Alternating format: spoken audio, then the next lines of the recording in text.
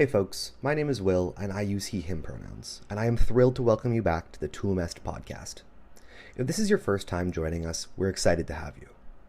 This podcast is created and produced by UBC's Student Alumni Council, also known as the SAC.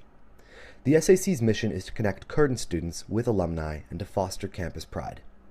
Now, before we begin today's episode, I would like to acknowledge that I am recording from the traditional, ancestral, and unceded territory of the Hunkaminam-speaking Musqueam people. I would also like to acknowledge that you may be joining us from places near and far, and so I would like to acknowledge the traditional caretakers of those lands as well. Now, today's episode will feature a discussion with Louie Dinh. Louie is currently working in the tech sector, and our conversation breaks down lots of important information that folks entering the workforce should be aware of. If you're curious about getting started with a career in tech, this episode will prove to be very insightful. All right. Hi, Louie. It's great to have you here today. Hey, how's it going, Will? Great, man. Really excited for this conversation. So before we get into things, I wonder if you give a little bit of a brief introduction for everybody listening today. Yeah, sure. So my name is Louie, and I graduated from UBC first time in 2012 with a bachelor's in computer science with a minor in biology. And then I went to industry, worked for a few years, and then decided to come back and give more money to UBC. Second time around, I graduated with a master's also in computer science in 2017.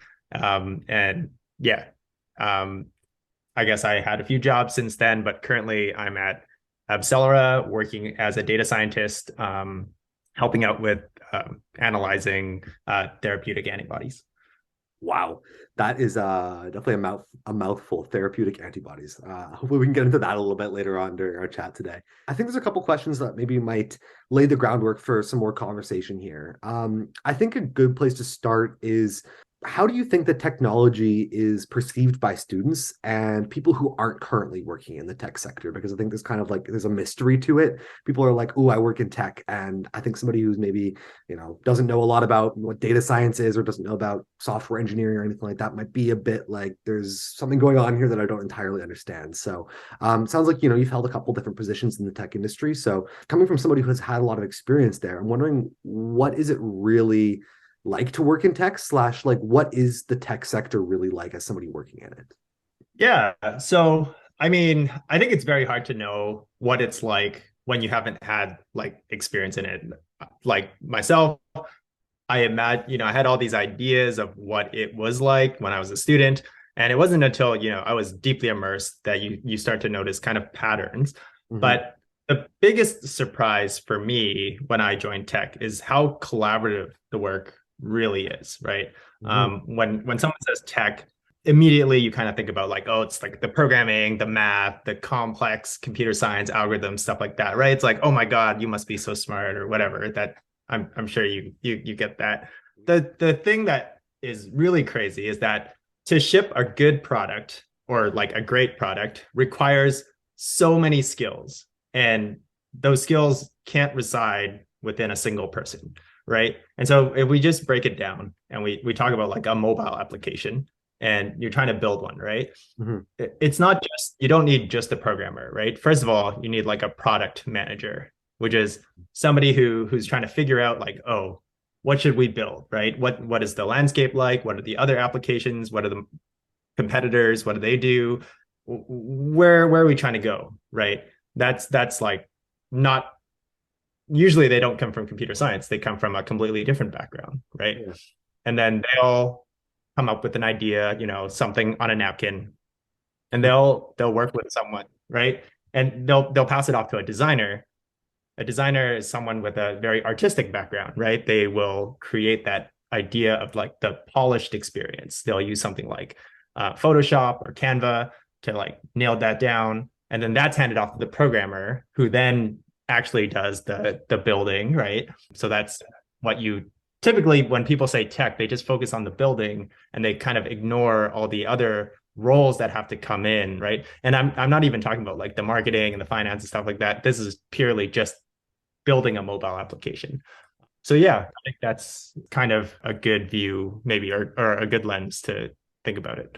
Definitely. I mean, when I first started hearing about tech and technology many years ago, I definitely pictured it as the one or two people in the basement, typing away at a keyboard, not talking to anybody. But that sounds like it's definitely not the case. And from what I can tell with my experiences, with friends who have worked in it and, talking with other folks who are working in it currently, it's much more collaborative than I think people originally expect. And to build anything on a larger scale beyond, like you said, like a mobile application, it requires a team of tens, if not hundreds, maybe even thousands of people to build large scale applications, which I think the team coordination across there is incredible. It's a logistical feat that I think a lot of people don't anticipate when they start working in tech, maybe. And what has your experience been like working in? Obviously, we talked a bit about collaboration, but what kind of roles have you held in the past, and like what do those roles maybe look like on a day-to-day basis for you? Yeah, great question. So originally, when I came out of my undergrad, I joined a small mobile gaming company called A Thinking Ape, and I was software engineer doing the back end game features basically. And so there, day to day, I'm interacting with the game designer who's like, this is what I think would make a fun game, right? And you try to take that idea and you try to build it into the infrastructure so it can service your that vision, right? Tries to implement that vision. And very quickly, I shifted over to the analytics side, and because I found that to be more interesting. And so this became more about like, oh, can we gather that data and can we look at how the users are interacting with the game at like a macro perspective so that we can do things like balance the economy. So you mentioned a little bit about Thinking Ape and your time there and what that was like interacting with the game designer and working on the back end of the game. And then you mentioned as well switching in the statistical analysis side of the game. And I'm curious to know maybe a bit more about what the upsides of that were and what kind of skills that acquired and where you've gone from there, maybe. Yeah, so then I shifted from game design over or game programming over to more the analytics side. And I started kind of trying to do all these analyses and complex statistical things to try to figure out some of these questions that the game designer, but also now the marketing team wanted to answer, right? So they wanted to ask, how much does it cost to advertise enough so that you get a new user? And when the new user comes in, I guess, what are they worth in the long run in terms of kind of ad revenue or in-app purchases, stuff like that. And so, I'm kind of shifting around the organization, but definitely I kind of started on one side and kind of shifted more towards the analytics side of things, if that makes sense. Yeah. And I got to see parts of the organization through that transition. Mm-hmm. And definitely requires some different skills, I would imagine, as well, eh? Totally. Yeah. So that's actually why I ended up going back to UBC. It's because I felt like I hit a little bit of a ceiling in terms of skills, because I had all the programming skills, but I didn't have the kind of quantitative skills to do the analysis that I wanted to do, that I knew that I wanted to produce. And so I went back to UBC. I focused a lot on more of the statistics and machine learning side of things so that I could take my skills in that dimension to the next level. I think this might be a good opportunity as well to give a quick definition as well. I think the word machine learning is getting thrown around a lot these days with the kind of coming around of Chat GPT and all these other large language models that are kind of coming into the mainstream. From somebody who's actually in tech, would you mind giving a super short definition of machine learning for somebody who's never heard of it before? Yeah, so I think of machine learning as trying to identify large scale patterns in a bunch of data, right? You have a ton of data. You really don't know what the large scale correlations are. And so you throw it into these machine learning methods and they will spit out more useful digestions of the data, is probably how I think about it. That's really useful, I think. There's no need to know tons of the complex math behind it, except that the machines are able to make these incredibly complex calculations and kind of spit out the most likely, maybe the most likely next word, sorry, in an example like Chat GPT or something like that. Yeah, a very cool opportunity to be able to work in that industry as well. And now I'm wondering, we're not working at the game company anymore. So I'm wondering, what does a day in your life look like for you now working at your current company? You said it was Abcelera, right? What does that look like for you? Yeah. So I guess I work a lot trying to improve the methods that are at Abcelera. And Mhm. so day to day, I'm working with the scientists. They typically design experiments, right? So they want to improve something in the lab. They think, oh, if I change this variable in my protocol, it will improve some metric by percentage. I Mhm. apologize for being a little bit vague, but It's okay. it's probably easier to think about it without getting buried in the jargon. But Mhm. that's kind of like the general setup, right? They want to make a change and they do it and they measure before and after. And the idea is that a whole bunch of data is generated and it gets handed to me as a CSV file, let's say. And my job is to figure out how much did the thing that they care about change, and is this, uh, I guess, expected? Is it a real change, or is it like a noise kind of thing? So, like, if we had done the experiment 3 times, like, really, it fluctuates enough that like what you observed wasn't real, right? Yeah. Yeah, and because we're dealing with biological organisms, there's always a ton of fluctuation that you have to take into account. Absolutely. So, on a day to day in your life, are you mostly in meetings? Are you mostly actually programming? Are you, doing brainstorming sessions with other people? What does that look like for you? Yeah, so I try to do this hybrid setup Mhm. where I'm in office 2 days a week and I'm at home 3 days a week. Mhm. And just because I found that this works best for me, this is not like a team wide or company wide thing. I just decided that this is ideal. Mhm. And so when I'm in office, it'll usually be meetings or working sessions. So we'll pair program, we'll grab a phone booth or like a kind of like a table and we'll sit next to each other, try to work through some gnarly problems, work through Mhm. a design of a module. Yeah, so in office, it's usually very collaborative. There will be update meetings, of course, on the latest status on the projects. And then Mhm. at home, it'll be more heads down work, right? So it'll be Yeah. coding, it'll be data analysis, it'll be making graphs to put into slide decks and stuff like that. Yeah. Interesting. Okay, so there's a bit of a difference between your in-person days and your remote days as well. And do you think that maybe is an effect of like post-pandemic life, or was that probably something similar happening before the pandemic? I imagine that people are much more biased towards hybrid working now, just because I think the pandemic was a forcing function for everyone to kind of get a really good home office setup. And Yeah. so now that you have a dedicated space, you're used to kind of working out of it. It allows kind of a different rhythm to the day. And I find that the contrast is really helpful because Mhm. sometimes you're in office and you want to go heads down and solve this really gnarly problem, but people are always like kind of tapping you on the shoulder and be like, hey, just talking Yeah. about the latest or something like that. Totally.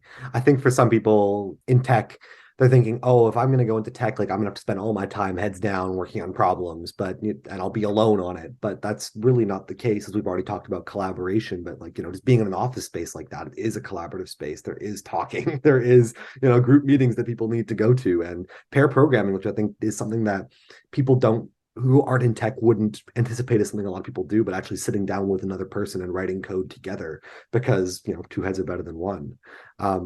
That must be a really fun experience to get to do that with other people in an environment with like absolute professionals, some of the smartest in the game. Like that must be really cool. Yeah. Actually, one funny experience I had, or like good Mhm. experience I had during programming, was actually with one of my colleagues, Brian. And it was like a hack day where you can kind of build whatever you want to try to explore a particular aspect. And we just had this idea, and it was like some documentation tool to like spit out, I don't know, like an index of all the repos across the org or something like that. Mhm. And we just kind of got together and we pair programmed, and I drove in the morning, which is like, I by that I mean I had my hands on the keyboard, right? Mhm. And I was the one doing the typing. And then after lunch we swapped and he drove and I was watching. And it was just really, it was very much like a almost like a school project, right? Where Yeah, you have something. There was no real deadline. It was just fun. We were just kind of riffing back and forth, and it was, yeah, something interesting came out of it. that's really cool. I love that the opportunity is there to kind of explore something that you're interested in with the skills you've got on hand, and to do it with somebody else, I think is a really cool opportunity. Because when I started getting into computer science as a computer science major, I really thought, I was going to be alone in it every time. But there's almost no projects you do anymore in computer science that you're doing alone, just because almost everything is big enough that it's worth having two people on the project, because optimization problems, maybe people are familiar with other libraries, but also just different ideas. Like, it's really cool to have somebody else's idea of solving or implementing a problem, and have that alongside you, because you can take the best of both worlds. Yeah, 100%. Absolutely. And on average, we kind of talked about this a little bit, but I'm wondering, like, what does your team's workflow look like? Are you guys using, I mean, the word agile is talked about a lot. Waterfall used to be popular, I think, or something like along the lines of that. What do you guys use? And would you mind explaining it a bit, maybe, if it's one of those jargony terms? I think it's a little bit, there's a lot to unpack in this question because I belong to a lot of teams, and Yeah. everybody kind of has a little bit of a custom way of working.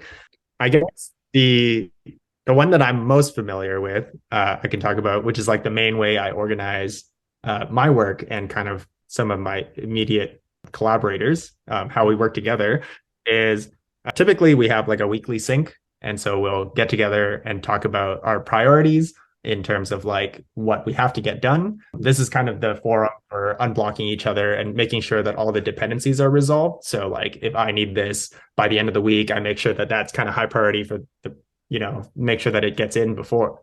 So just to make sure that everything is kind of aligned on that roadmap. I would say beyond that, we just are pretty independent in terms of like making sure things are done. The only critical aspect is to make sure that all the interfaces are resolved, right? So if I'm building something and someone's going to use the thing that I'm going to build, we just have to agree beforehand that this is what it looks like. And this is roughly the timeline, right? Yeah. I would say that because the group is still small, we don't lean too hard on a lot of process, which is not true for other groups, right? Other groups have way more defined sprints. They do 2-week blocks, and at the end you have a retro. But yeah, that's probably the working model that I'm most familiar with currently. Yeah, absolutely. I think a lot of people are probably actually somewhat familiar with that model, but don't even know that it's called, a specific thing in technology or in the tech industry. But it's a very useful way to kind of go about things. And I think even in classes at UBC, like they teach that kind of thing. Maybe during your time here, Computer Science 310. I don't know if that was a course when you were around, but yeah, they teach Agile. We have weekly scrums, that kind of stuff to get together and talk about processes. And it's cool to hear that kind of thing is happening in the workplace as well, and that these skills we're learning will be applicable. So I think I want to riff on this just a little bit. Yeah. One thing that I was very surprised about is how applicable most of the things you learn are in your working life. And I remember as a student, you're like, oh, why am I learning this? Why does it matter? I'm never going to use this again.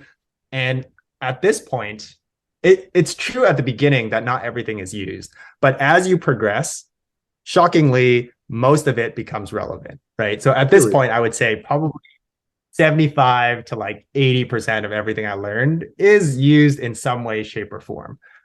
Which to me, like if I went back and told my younger self, I'd be like, no way, like there's no way we're using this stuff, right?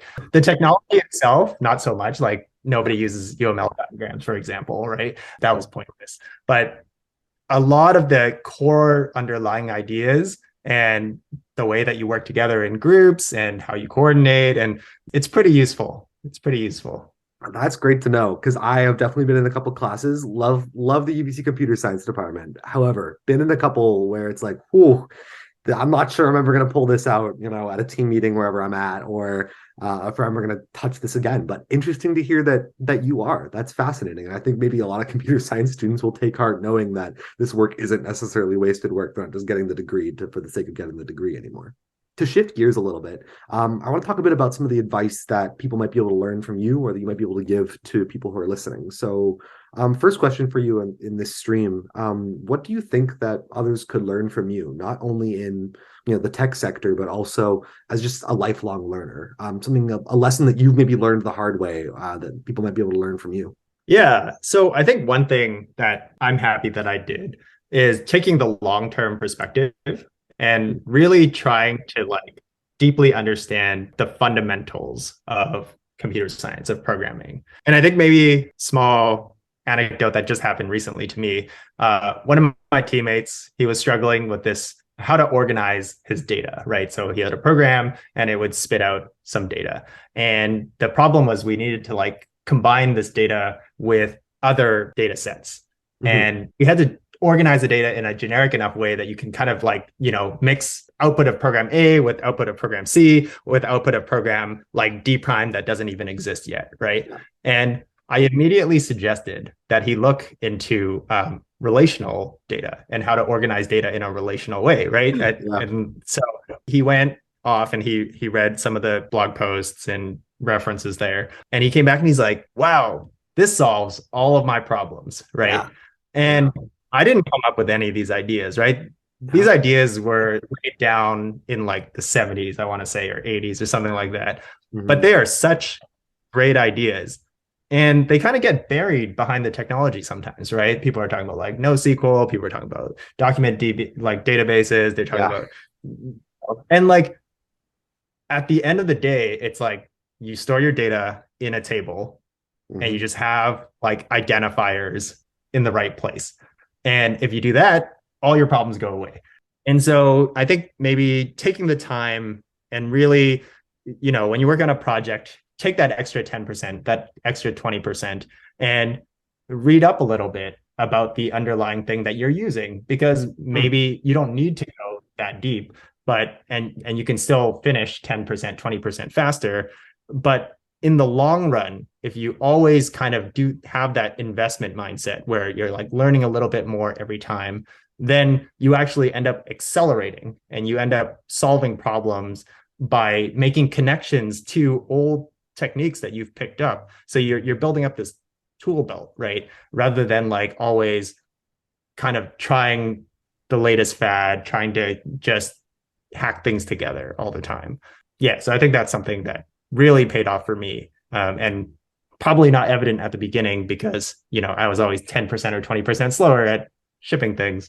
Yeah, that is a really good piece of advice because I think that it's really easy to get caught up in, excitement about, like you said, the latest trends and about trying this new, library or this new tech stack or whatever tool it happens to be now that people are getting excited about.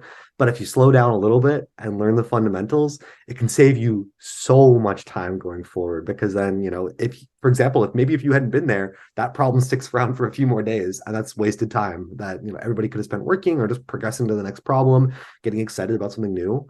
So really cool, that a really insightful piece of advice to maybe slow down and look into the theory behind things and get to know the basics a little bit, because it will become useful. And also, and I think I want to just emphasize that yeah. I think I erased the word basics from my head because it's not true. They're not basic. They're not easy, right? They're fundamentals. You end up appreciating how difficult it was to come up with these like very solid ideas that you build on top of. And we just think of them as basic because they're so common, right? They're everywhere. They're so prevalent that you think that they're easy or basic, but they're not. So I guess I would try to erase that from that mindset. Yeah. I think anybody who's learning design patterns for the first time will tell you these are definitely not easy things to pick up, especially if, you're still new to computer science and programming. These are not easy things to learn. You have to work your head in weird ways to try and figure these things out. So I think you're right. It's not basic. It is fundamental and necessary in a lot of ways to understand more complex and potentially more recent developments in computer science as well. That kind of actually leads me to my next question is, what should people be learning right now if they want to work in technology? Maybe there's a particular skill you think will be useful down the line, or let's not get into languages maybe, because languages are shifting week to week, but if there's a particular skill or particular lesson, anything like that, do you think would be really valuable for new computer scientists to be kind of familiarizing themselves with, or really anybody who's just interested in working with technology? This is a really hard question. I guess let me see if I understand the question correctly, which is like, what should people be picking up right now? Maybe you can clarify with what goal though? What are you trying to aim for? Yeah, that's a good Are you question. trying to get employed, or are you trying to build your own projects, or are you trying to just understand the landscape better? I think Mhm. that dramatically changes the Yeah. answer. Let's talk about getting employed at maybe like a bigger tech company. If somebody wants to get a job at a company with like it's well established, been around for a while, has a good number of employees, what kind of skills are valuable these days and should people be looking into picking up? So how I've always conceptualized this is that there's no one answer to this question. Mm, Um, like what employers look for. yeah. I tend to try to split it into, in my mind, there's kind of like three major streams. And there are probably many, many more, but these are the three that I tend to peel out from kind of the industry. The first stream, it's probably something like a front end developer, right? So you're concerned about design, you're concerned about building a great experience, you're, you know, trying to build a website or a mobile application. And when you pick one of those things, it kind of defines the tech stack that you got to pick up. But that's kind of like one big blob. The second big blob is kind of back end. And this is a bit of a lumped category Yeah. where, be interested in the data modeling, right? So that would be like, how do you structure data? How do you store it in a database? How do you go for high scale? How do you handle something like, I don't know, say like the Twitter database and fanning out and publishing millions of tweets every second, right? So Mhm. high performance back end. And the other subdivide there is maybe like infrastructure. So how do you manage like cloud compute? How do you make sure that you get all the provisioning correct? How do you get all these resources correctly configured so that developers can work on that, right? So that's like the two components there in like the back end. Yeah.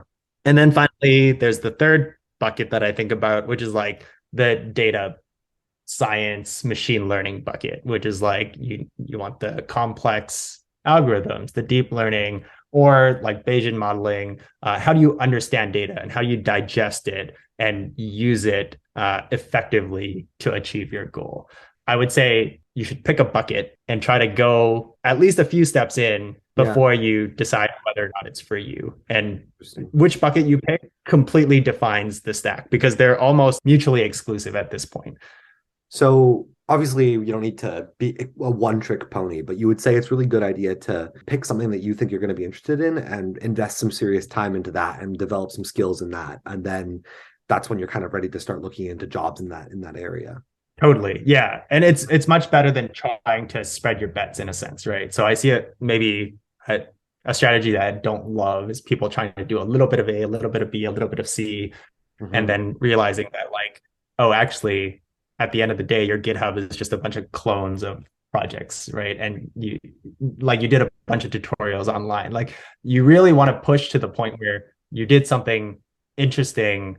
And by interesting, just like you yourself are like, oh, that's kind of cool, right? Because I don't think people appreciate that right now we're all exposed to so much great technology out there, right? You have a really good internal compass of how good an app or like a website is. And so if you build something that you're like, hey, this is pretty cool, chances are somebody else is going to look at it and be like, hey, that's actually pretty cool, right?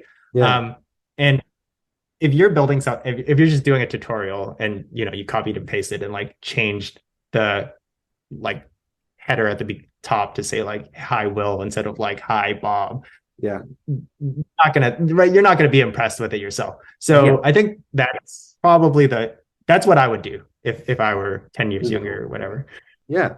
Yeah, I think that's a really good piece of advice because it's easy to get stuck in what I think a lot of people would call like tutorial hell with computer science of like, getting to completing like 10 videos of one tutorial and being like, wow, I feel like I've got a good comprehension of whatever front end framework now or something like that. Let me move on to something new. And then really, do you really understand whatever those 10 videos just covered? Like, could you ever recreate it in a different way? Could you do something different with it? Do you actually know how to use it or do you just know how to implement in that one very particular way you just learned how to do it? That's something that I have definitely myself fallen into for sure. Like doing video after video and being like, wow, I just did like 3 hours of that. And I feel like I couldn't do any of it again if someone asked me to. So it's an interesting problem to be facing as we're trying to learn new skills in this industry. I'm wondering then, like, obviously being in computer science and being in the tech sector, you're learning constantly. That's probably one of the things that's most exciting about this industry, in my opinion, is just the amount of learning it requires. How do you go about learning, and where do you learn from these days? Are you learning from podcasts and videos? Are you learning from coworkers? I know some companies have like, they rotate weekly and they give each other lectures on different topics and stuff like that. I'm wondering how you do most of your learning these days. Yeah, that's a great question, actually. So like I mentioned earlier, I focused a lot on the fundamentals. And so I actually try to carve out a little bit of time every day, just at the beginning of my day when I'm drinking my coffee, to read a paper book. And I find that the paper copy helps a lot because there's only so much space on your desk. And so if I just leave the book there, I'm gonna read it. And so that's kind of how I'm getting the majority of my new learning that is fundamental rather than kind of moment to moment, right? So obviously during the day when you're doing your work, you need to like look up an API, you need to go copy and paste some code snippets from Stack Overflow. And I don't consider that part of the deliberate learning. That kind of just happens by osmosis, right? You're going to get that anyways. I think the important thing is to put in some time every day, even if it's just 15, 20, 30 minutes, right? Just making it through, say, 10 pages a day. That's, if you do that every day, that's like 3,000 pages a year or something like that, right? Yeah. So that's a lot. That's a lot of books, actually. So that's how I go about it. And the other thing I do at work is I started a technical book club because I find that it's just a bit easier to stay engaged and force yourself to kind of read these sometimes drier books, right? So there's a group of us, we get together every 2 weeks, we vote on a book, and then we work through it chapter by chapter, and we just kind of talk about how it applies to our current systems, what lessons we can take away, and that cements it. But really it's for the social support of like working through these technical books together.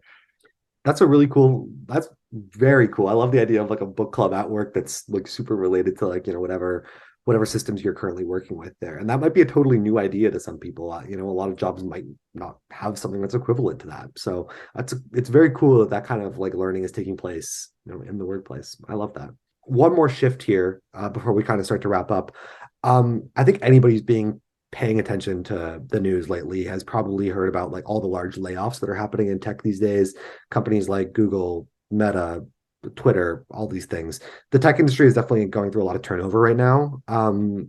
For kind of just like general advice for maybe a student trying to find a job / like anybody who's working there right now, like how do you navigate such a dynamic time in the industry when things are changing so quickly? Is there like a mindset that you would recommend people kind of take? Like, I heard one the other day, like, gone are the days of the gold watch. You're not going to get a gold watch from your company when you retire anymore. And so right. I'm wondering like how you think about that and what coworkers are kind of talking about these days during this time of like, lots of turnover. So luckily, I think biotech is a little bit insulated from that dynamic currently. But certainly, I mean, I've been through kind of cycles like that when I've been in tech. And I think the thing that I try to focus on is that, companies will always need people to solve problems, right? And the more critical the problem, the harder it is for them to, I guess, take you off the payroll.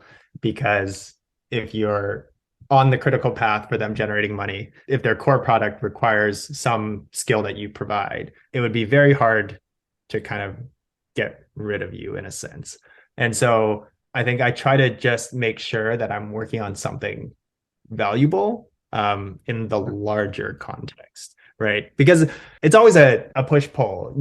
There can be really interesting problems that are not critical that can distract you. And there are sometimes really boring problems that are super critical to the business that you don't want to touch, right? Yeah. And so I think really it's all about like finding that balance of something that maybe that you enjoy, but also is valuable to the company. And like that's kind of like the sweet spot that everybody should be aiming for. Because if everyone's kind of hitting that sweet spot, then like everything's going to hum, right? Yeah, absolutely. I think that's a good mindset to have. Is not every problem you face in the workplace is going to be thrilling and excite you. But then again, that's why they call it work. And we're working in these places to to help this company and to make an impact there. And so having that mindset is useful, like trying to find ways to actually help the company and actually make yourself valuable to them. Good way to kind of secure, find some job security there. That kind of brings me to the end of today's episode. So I wanted to ask you one last question. You can make it as drawn out or as brief as you like. What if there's like a final message that you want to share with UBC students and alumni? Knowing we already covered a bunch of stuff as well, you're more than welcome to reiterate a really important lesson or share a message with somebody or share a message to listeners, anything like that. Yeah. So I think the one thing that I would want to say maybe to my younger self is to study hard, but don't forget to enjoy your time at UBC, because a lot of the most valuable and memorable times that I had were times when I got outside the classroom, right? When I volunteered or joined a club or got deeply involved in athletics. And it's all paid off and it's all kind of made me who I am today. And yeah, I just want to make sure that you're not all stuck just looking at your toes and forgetting to look up once in a while at the landscape. I love that. Yeah. Don't spend all your time grinding leak code problems. Get out there, have some fun. Yeah, for sure. Absolutely. Thank you so much, Louie. I really appreciate your time today. You're very welcome. So that's all from me. It has been an absolute pleasure hosting the Tuum podcast. I hope you were able to gain something from today's episode and that you'll tune in again soon for the next one. I would encourage you to follow the SAC on all major social media platforms like Instagram, Facebook, Twitter, and LinkedIn. We post lots of exciting opportunities there for UBC students. And you should definitely shoot us a follow on TikTok as well, because if you ask me, that's where the real heat is at. So thanks for listening, folks. I hope you have a wonderful day.